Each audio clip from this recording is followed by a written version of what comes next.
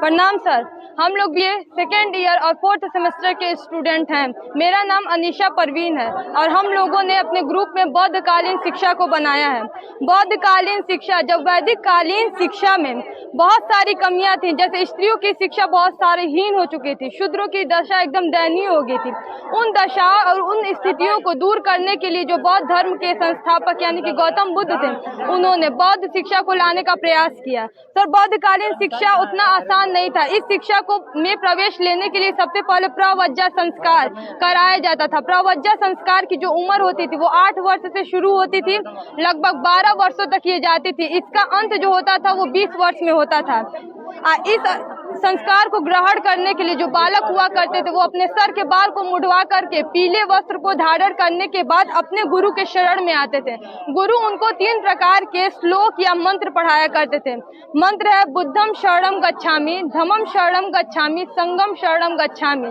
इस जैसे श्लोक या इस मंत्र को ग्रहण करने के बाद जो गुरु हुआ करते थे वो बालक को 10 प्रकार के नियम बताया करते थे कि जो भिक्षु हुआ करते थे उनको श्रृंगार नहीं करना, ऊंचे बिस्तर पर नहीं सोना है, किसी से धूम्रपान नहीं करना, मदिरा नहीं करना, अपने गुरु का सादर या सम्मान करना है। सेकंड में बाद उपसंपदा संस्कार दिया जाता था, जिसमें से जो भिक्षुक हुआ करते थे वो एक गांव में जाते थे, वहां पे जाकर के उस गांव के बारे में सारा नॉलेज इकट्ठा करते थे।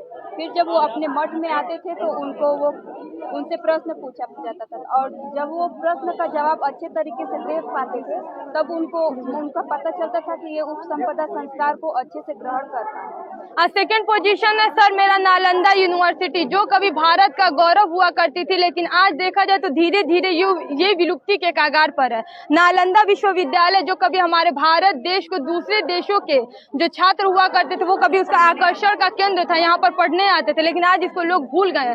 नालंदा विश्वविद्यालय में बहुत सारे स्टूडेंट पढ़े थे, जैसे चीनी यात्री वेनसांग का आपने नाम सुना होगा, इत्सिंग, वो भी नालंदा यूनिवर्सिटी के ही स्टूडेंट हुआ करते थे। बौद्धकालीन शिक्षा में बहुत ऐसी यूनिवर्सिटी थी जिसका नाम आज नहीं लिया जा रहा। फॉर एग्जाम्पल के थ्रू तक ये नालंदा हुआ, विक्रमशिला हुआ, अमरावती हुआ, वो अदोनपुरी हुआ,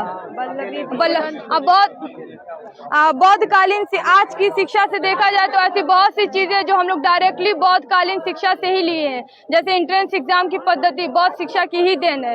गांव में आजकल आप लोग बहुत सारे सरकारी स्कूल वगैरह देख रहे हैं, ये बौद्धकालीन शिक्षा की ही देन है। बौद्धकालीन की जो शिक्षा हुआ करती थी वो जन सामान्य की भाषा अर्थात पाली भाषा में दी जाती थी ताकि लोग उसको आसानी से समझ सकें। बौद्धकालीन के बहुत सारे सर दोष भी हैं, जैसे में देखा जाए तो इसमें सैन्य शक्ति का अभाव था। शायद यही रीजन रहा होगा कि बौद्धकालीन जो शिक्षा थी उसका पतन हो गया, मुगलों ने इसके ऊपर आक्रमण करके मध्यकालीन शिक्षा को ला दिया। इसमें स्त्री शिक्षा को बहुत ज्यादा हीनता से दिखाया गया, क्योंकि उस समय जो उच्च वर्ग की स्त्रियां हुआ करती थी केवल वही इस मठ में या इस विहार में प्रवेश करती थी और वही शिक्षा लेती थी, और कोई इसमें शिक्षा ग्रहण नहीं कर पाता था। Thank you sir. 6 लोगों की टीम है। मेरा नाम अनीशा परवीन है, ये मेरी दोस्त रेणु प्रजापति है, ये शिवानी चौरसिया है, ये दीपमाला है, ये श्वेता है, ये नेहा वर्मा है। तो इंदिरा गांधी पीजी कॉलेज की प्रदर्शनी की खूबसूरत तस्वीर आप देख रहे हैं।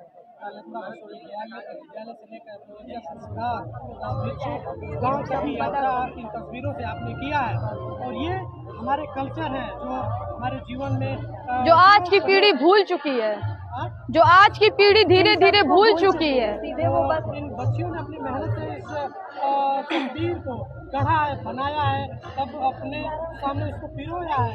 मुझे लगता है कि आप इनके टीचर हैं, जो आपका भी बहुत बड़ा योगदान रहा है। क्या नाम है सर आपका? ये मेरे बच्चे वोकेशनल एजुकेशन के बारे में उन्होंने बनाया है और इन्होंने बहुत अच्छे तरीके से मेहनत किया है इसको बनाने के लिए, और इसमें बहुत बड़ा योगदान भी रहा है मेरा। लगभग कितना वक्त लगा है सर? इसको बनाने में लगभग लगता है कि 1 सप्ताह इसको बनाने में, और ये जो भी बच्चे बनाए हैं सब एक अपने हाथों से ही बनाए हैं, कोई इसमें से खरीदारी की नहीं गई है, बाकी खरीद करके हाथों से इन्होंने बनाया है। इसका प्रमाण आपके सामने से दिख रहा है। मैं इन बच्चों के उज्ज्वल भविष्य की कामना करता हूँ। ये बच्चे आगे की तरफ उन्नति करते रहे और विकास के लिए ऊंचाइयों में। धन्यवाद।